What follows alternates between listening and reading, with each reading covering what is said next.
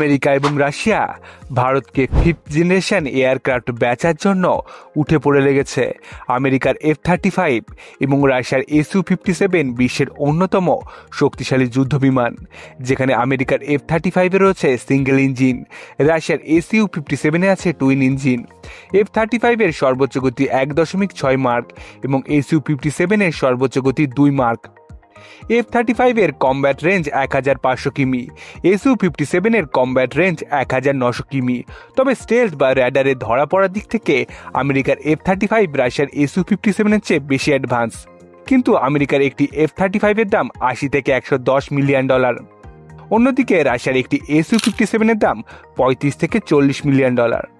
রাশিয়ার কাছ থেকে Su-57 কিনলে রাশিয়া ভারতের নিজস্ব 5th জেনারেশন এয়ারক্রাফট AMCA তৈরিতে সাহায্য করবে। অন্যদিকে আমেরিকা থেকে F-35 কিনলে তা কবে আসবে তার ঠিক নেই।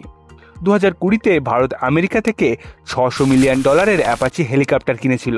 2024-এর মধ্যে 6টি হেলিকপ্টার ভারতে আসার কথা ছিল, কিন্তু বাইডেন সরকার এই ডিল আটকে রেখেছে।